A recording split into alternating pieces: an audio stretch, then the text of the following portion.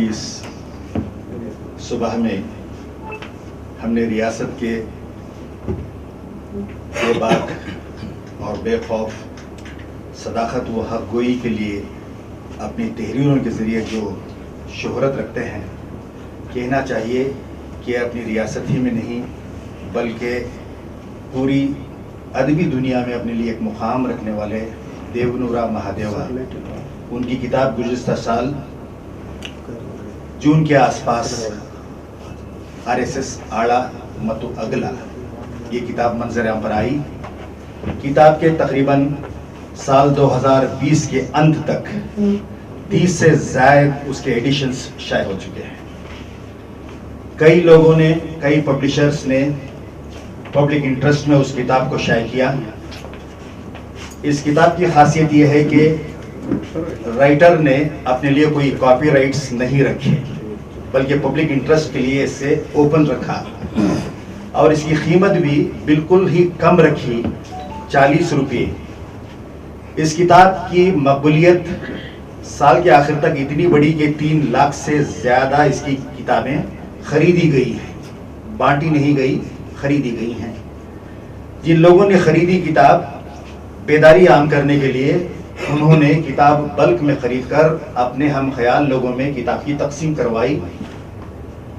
कहा जाता है कि लेखक, अदीब, शायर, ड्रामानिगार, राइटर, फनकार अपने वक्त का आईना होता है।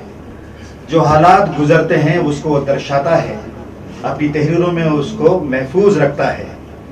आने वाले दिनों की तारीख रिटन वर्ड के जरिए से, डॉक्यूमेंट, दस्तावेज के हिस्से से ये ट्रेस की जाती है। देवनूर महादेवा ने जुलाई 12, 2022 को द हिंदू अखबार के जो संडे उसका एडिशन आता है उसमें उनका एक इंटरव्यू आया था। उसमें उन्होंने एक बात लिखी थी कि मेरे लिए प्रेरणा ये आड़ा मतु अगला RSS किताब लिखने की क्या है। इंटरव्यू में उन्होंने बरमला कहा था, कैंडिड एक्सप्रेशन के तौर पर कहा था कि जो हालात अपने मुल्क में हैं, जो मुल्क की तहजीब है, जो मुल्क की परंपरा है, उसके खिलाफ हो रहे हैं हालात। एक दूसरे में जो सदियों पुराना भाईचारा था, आज उसको तोड़ने के लिए उस कल्चरल फैब्रिक को कमजोर करने की कोशिशें की जा रही हैं। और अपनी रियासत कर्नाटक जो खुशहाली का, अमन का, शांति का गहवारा था, यहाँ भी अब वो बादल मंडलाने लगे हैं। यहाँ भी जो सारे हिंदुस्तान का माहौल है, कर्नाटक की भी जो शांति युक्त जो परंपरा थी उसको दागदार करने की कोशिशें जारी हैं। इन हालात की रोशनी में देवनूर महादेवा ने किताब में भी लिखा है कन्नड़ में कि मैंने ये किताब इसलिए लिखी कि मौजूदा नस्ल को, जिसमें बूढ़े भी हैं, जवान भी हैं, नौजवान नस्ल भी है, उनको ये मालूम है कि जो दिख रहा है वो अंदर से क्या है, जो बाहर है वो अंदर क्या है। तो देवनूर महादेवा लिखते हैं कि मैंने जब इस पर काम करना शुरू किया, मैंने देखा कि एक ऐसी बदबूदार गंदी बावली है, उसका मंजर इतना भयानक है, जो मैंने वो भयानकपन देखा, उसकी कुछ झलकियां मैंने तकरीबन 70 सफ़ात के छोटे किताबचे में मैंने ये लिखा है। उन्होंने कहा है कि यह किताब लास्ट वर्ड नहीं है। उन्होंने RSS के जाहिर को, बातिन को, जो नजर आ रहा है उसको, जो नजर नहीं आ रहा है उसको रूबरू करने के लिए, आश्कार करने के लिए, लोगों को समझाने के लिए उन्होंने खुद अपने तौर से नहीं लिखा, बल्कि RSS के जो अहम कर्ता धर्ता रहे हैं, वो हेडगेवार रहे हों या गोलवलकर रहे हों या सावरकर रहे हों, उनकी स्पीचेस और उनकी जो किताबें हैं, उनके जो आर्टिकल्स हैं, ऑर्गेनाइजर जो उनका मेन ऑर्गन है, उसमें जो चीज़ें छपती हैं, उसके तमाम इख्तिबासात, एक्सट्रैक्ट्स को उन्होंने इसमें लिखा। फिर उसके बाद उन्होंने जोड़ा है उसको, क्योंकि कर्नाटक के साहित्य की ये परंपरा है कि हर एक की अलग अलग शैली होती है लिखने की। देवनूर महादेवा की शैली बिल्कुल सरल, सादा और लोगों की कॉमन डायलेक्ट में लिखने वाले राइटर हैं देवनूर महादेवा। उन्होंने इसमें इस्तारों को इस्तेमाल किया है, सिंबॉलिकली उन्होंने चीज़ों को लिखा है और फेबल्स यानी सबक आमोज कहानियों को जोड़कर उन्होंने सारी चीज़ें हमें बताई हैं। तो इनकी किताब को उन्होंने 7 चैप्टर्स में छोटे छोटे चैप्टर्स में बिल्कुल स्पॉन्टेनियस फ्लो के साथ चीजें को समझाने की कोशिश की है। दो बातें मैं जिक्र करना चाहूंगा। कर्नाटक की लोक कथाओं में, फोक बिलीव्स में कुकुमारी ये कॉन्सेप्ट है कि जिस तरह नॉर्थ इंडिया में कल आना दरवाजों पे लिखा रहता है, इसी तरह नाड़े बा यहाँ कन्नड़ में देहातों में लिखा रहता है। वो कहते हैं कि एक ऐसी मनहूस किस्म की रूह आपके घर आएगी, आपको पुकारेगी, आपको जवाब नहीं देना है, खामोश रहना है, वो वरना खून थूक कर आप मर जाएंगे। इस लिहाज से बाहर लिख देना है कि कल आना। इसी तरह एक फिल्म आई थी स्त्री, उसमें भी ये चीजों को दर्शाया गया है। ये मिसाल देकर देवनूर महादेवा ने यह समझाने की कोशिश की है कि आपके दिल दिमाग पर दस्तक देती है आरएसएस आपके अंदर दाखिल होने के लिए, मगर आपको समझबूझ के साथ कॉन्स्टिट्यूशनल अवेयरनेस के इंडियन होने की हैसियत से, भारतीयता को अपनाने की हैसियत से आपको आपके जहन के दरवाजों पर यह लिख देना है कि कल आना, ताकि वो वापस चली जाए।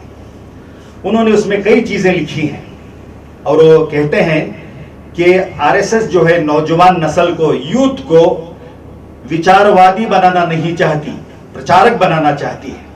कई लोगों ने इसमें लिखा है कि आरएसएस का मकसद यह है कि रोबोट की तरह यूथ उनके एजेंडे के मुताबिक काम करें, चलते फिरते बम की तरह काम करें, लोगों में नफरत फैलाएं।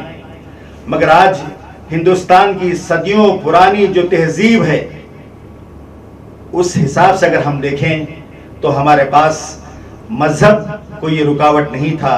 यहाँ हिंदू, मुसलमान, बुद्ध, जैन, ईसाई, यहूदी सब मिलकर रहते थे। अगर कोई जालिम जुल्म कर रहा है तो उसे अपनी ताकत से रोको।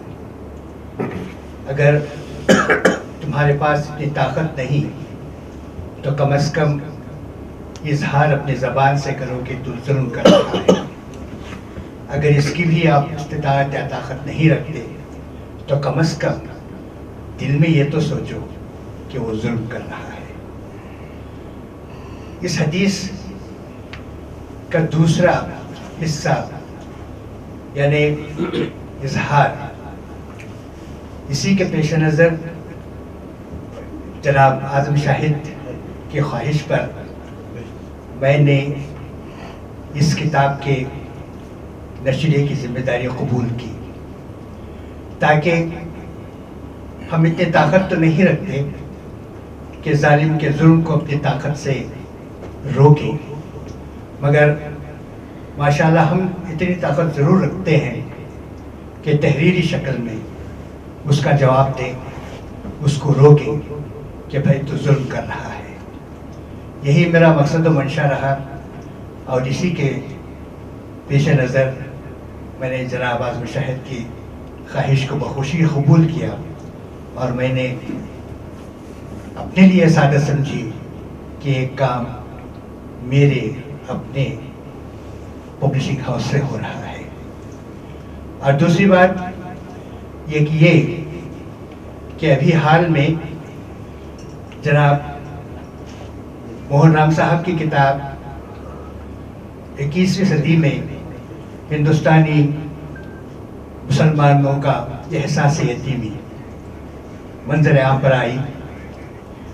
उसमें आपने लिखा है कि हिंदुस्तान की तरक्की व तरोीज, इसकी नशोनुमा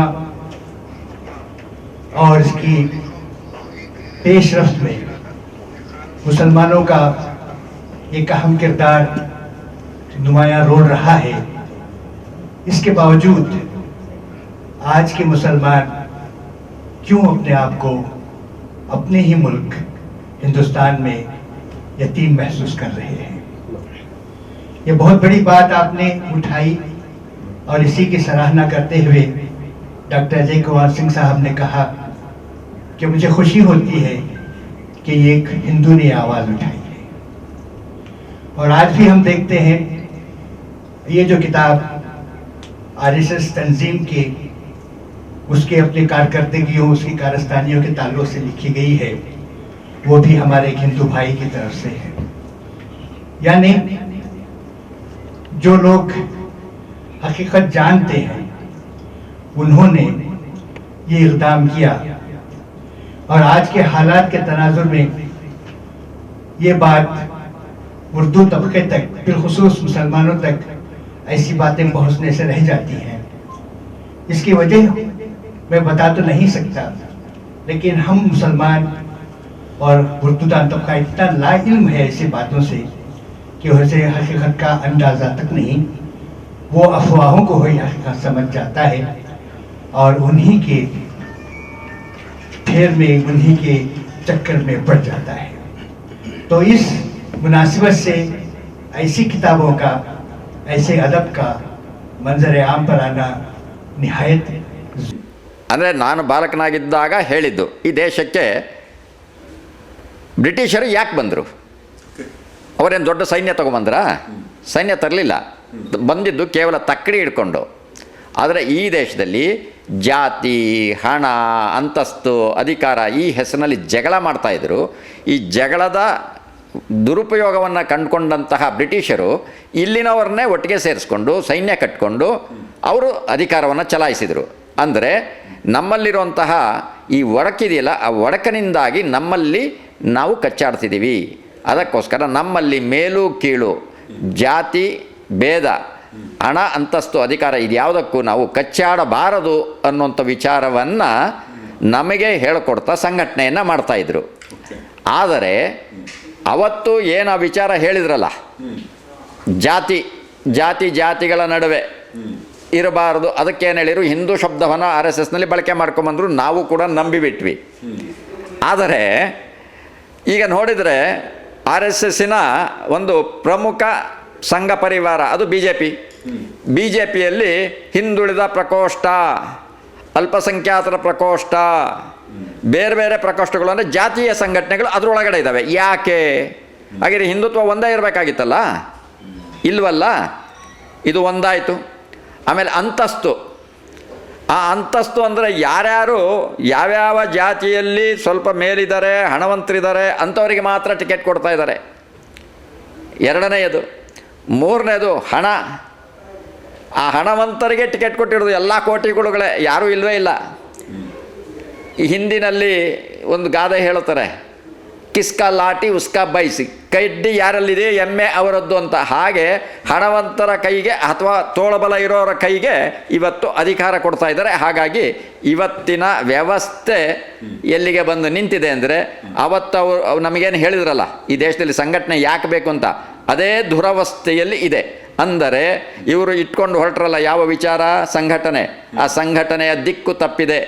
ಅಂದರೆ ನಮ್ಮನ್ನು ದುರ್ಬಳಕೆ ಮಾಡಿಕೊಂಡು ದಾರಿ ತಪ್ಪಿಸೋದಕ್ಕೆ ಬೇಕಾದಂತಹ ಒಂದು ವ್ಯವಸ್ಥೆಯೇ RSS, ಇವತ್ತಿನ RSS. ಓಕೆ ಸರ್, ಈಗ ನಾನು ಹೆಗಡೆಯವರ್, ಸಾವರ್ಕರ್ ಮತ್ತು ಗೋಲ್ವಾಲ್ಕರ್ ಈ ಮೂರು ವ್ಯಕ್ತಿಗಳ ಬಗ್ಗೆ ಮಾತಾಡಿದ್ರೆ, ಇವರು ನಾಜಿ ಚೀಫ್ ಹಿಟ್ಲರ್ನಿಂದ ಇನ್ಫ್ಲೂಯೆನ್ಸ್ ಆಗಿ ಇದನ್ನ ವಿಚಾರಧಾರೆ ತಂದರು ಅಂತ ಹೇಳ್ತಾರೆ. ಹಾಗೆ ಎಷ್ಟು ಸರಿ ಸರ್? ಒಂದು ರೀತಿ ಈಗ ಸರಿ ಅನ್ನಿಸ್ತಾ ಇದೆ.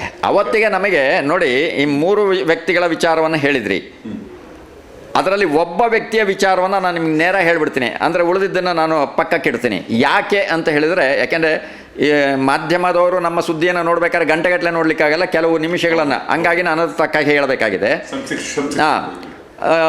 ಸ್ವಾತಂತ್ರ್ಯ ವೀರ ಸಾವರ್ಕರ್ ಅಂತ ಒಂದು ಪುಸ್ತಕವನ್ನು ಬರೆದಿದ್ದಾರೆ. ಆ ಪುಸ್ತಕದಲ್ಲಿ ಎಲ್ಲಿಯೂ ಕೂಡ ಸಾವರ್ಕರ್ ಬ್ರಿಟಿಷರಿಗೆ ಶರಣಾಗತಿಯ ಪತ್ರವನ್ನು, ಅಂದರೆ ಕ್ಷಮೆ ಕೋರಿ ಪತ್ರವನ್ನು ಬರೆದ್ರು ಅನ್ನೋಂಥ ಯಾವುದೇ ಉಲ್ಲೇಖ ಇಲ್ಲ.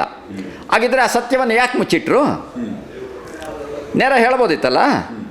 ಆ ಸತ್ಯ ಹೇಳಲಿಲ್ಲ ಅಂದರೆ ನಮಗೆ ದಾರಿ ತಪ್ಪಿಸ್ತಿದ್ದಾರೆ ಅಂತ ಸ್ಪಷ್ಟ ಆಯಿತು. ಅದೇ ರೀತಿಯಲ್ಲಿ ಹೆಡ್ಗೆವಾರ್ ವಿಚಾರಧಾರೆಯಲ್ಲಿಯೂ ದಾರಿ ತಪ್ಪಿಸುವಂಥ ವಿಚಾರಗಳಿದೆ ಅಂತ ನನಗೆ ಅನ್ನಿಸ್ತಾ ಇದೆ. ಯಾಕೆಂದರೆ ನೀವು ಈ ಪ್ರಶ್ನೆ ಯಾವುದು ಕೇಳಿದ್ರೆ ಅದಕ್ಕೆ ತಕ್ಕಾಗೆ ನಾನು ಹೇಳಬೇಕಾಗತ್ತೆ. ಹಂಗಾಗಿ ಇವರು ಮೂವರು ಕೂಡ ಹಿಂದುತ್ವದ ವಿಚಾರ ಹೊರಟಂಥವರು.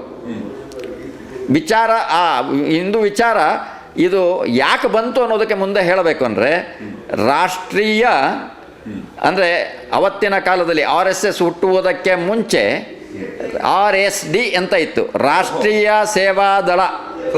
ಫಸ್ಟ್ ರಾಷ್ಟ್ರೀಯ ಸೇವಾದಳದಲ್ಲಿ ಇದ್ದಂತಹ ಆ ವ್ಯವಸ್ಥೆಯಲ್ಲಿ ಅವರು ಸರ್ವರನ್ನು ಸಮಾನವಾಗಿ ಕಾಣುವಂತಹ ಮತ್ತು ಸರ್ವರು ಸಮಾನರು, ನಾವೆಲ್ಲರೂ ಒಂದೇ ಸಹೋದರರಂತೆ ಬದುಕಬೇಕು ಅನ್ನುವಂಥ ವಿಚಾರವನ್ನು ಇಟ್ಕೊಂಡಿದ್ರು. ಆದರೆ ಇವ್ರಿಗೆ ಹಿಂದೂ ಮಹಾಸಭಾದ ಪ್ರಭಾವ ಇತ್ತು. ಹಂಗಾಗಿ ಇವರು ಹಿಂದೂ ಮಹಾಸಭಾ ಒಂದು ಸಂಘಟನೆಯನ್ನು ಹುಟ್ಟಾಕ್ಕೊಂಡ್ರು. ಅದರ ಮುಂದುವರೆದ ಭಾಗವೇ ರಾಷ್ಟ್ರೀಯ ಸ್ವಯಂ ಸೇವಕ ಸಂಘ.